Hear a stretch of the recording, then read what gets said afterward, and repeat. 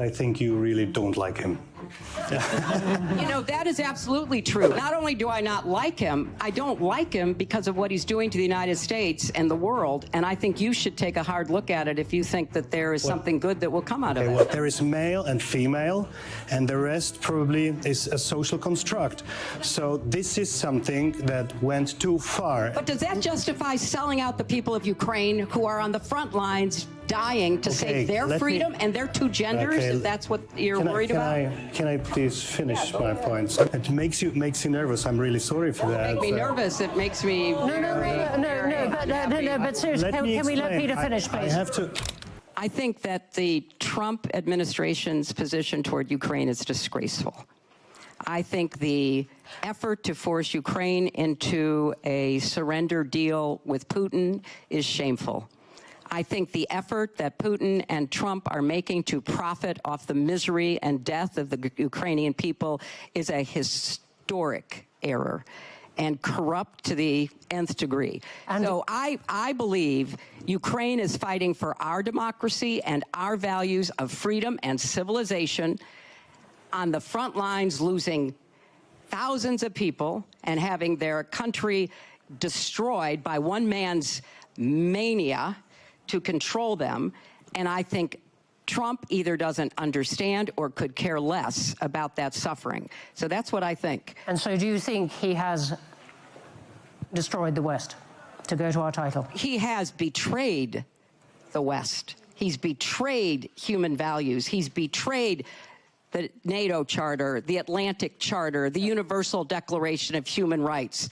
A lot of what has been done before to try to make sense of how difficult it is to restrain people who want unaccountable power. And none of us in this room, including all of us on this panel, would choose to live under a regime that was so unaccountable that it could act with impunity the way that Putin does, except that's who Trump is modeling himself I don't think we would be having this debate under that kind of regime, for sure. We will come back, I suspect, to the conservatism and liberalism clash within the West, but thank you for that. Peter, do you agree that the Trump administration's actions on Ukraine have produced a rift in the West? Well, first, I think you really don't like him.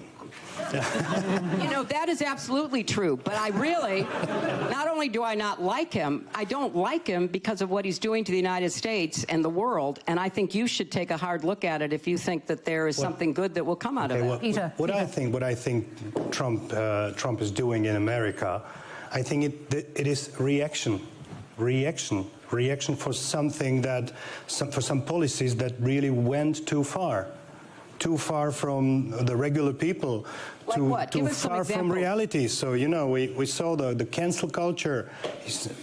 We saw the woke revolution. I don't agree with the gender revolution, the climate alarmism. Which gender? Women having their rights? Let Peter go on. I think there are two genders. So, but some of us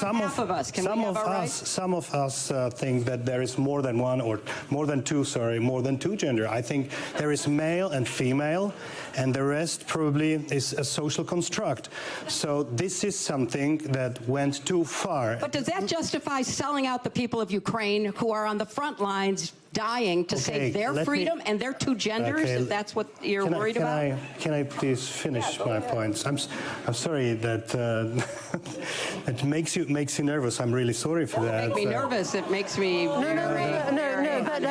but seriously, can we let Peter finish, please? Can we let Peter finish, please? I have to say one more thing. You said that Ukraine fights for our future and for our freedom.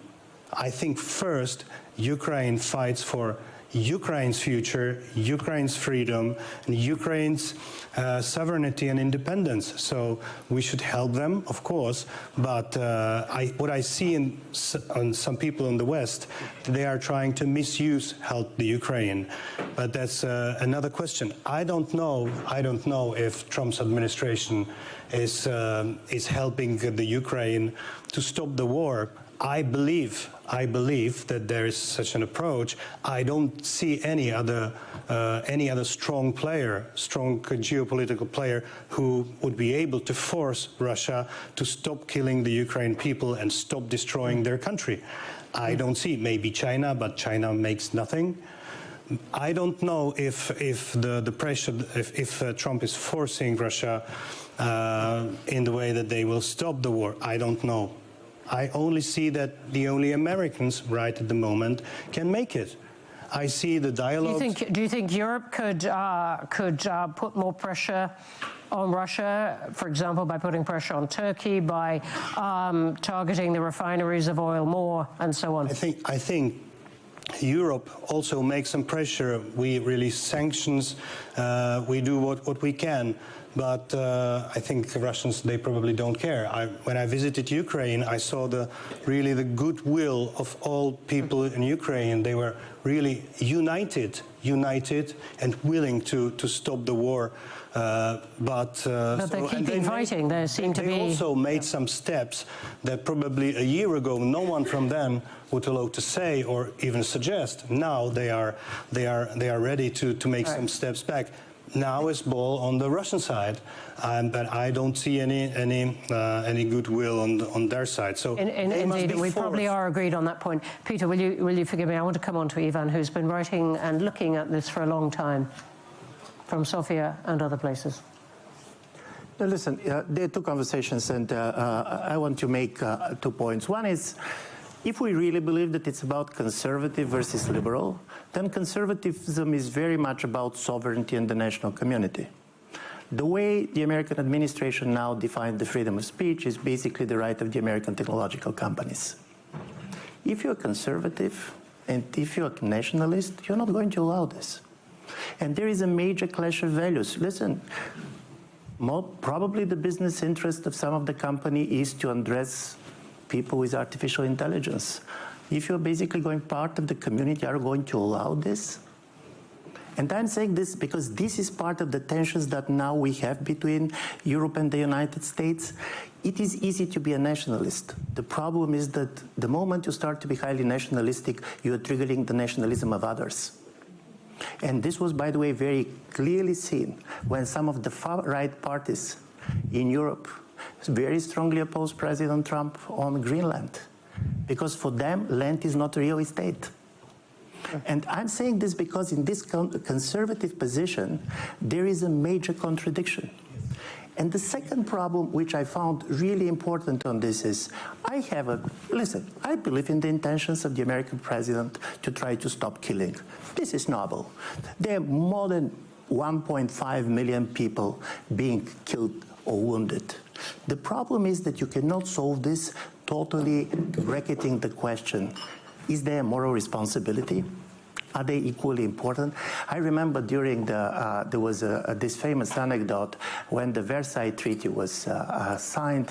One of the members of the German delegation went to the French Prime Minister and said, Mr. Prime Minister, in 100 years, probably people are going to have a different view of who is responsible for this war. And then the French Prime Minister said, for sure, but nobody is going to claim that it was Belgium that invaded Germany. And I'm saying this because, in my view, it's very important what we define as peace. And this is not only about security guarantees. You cannot have peace if you're destroying the moral integrity of a nation. Okay, so let me, Ivan, thank you very much. And you also brought us into one of the other points of disagreement between the US and Europe, which is over the definition of freedom of speech or the understanding of that.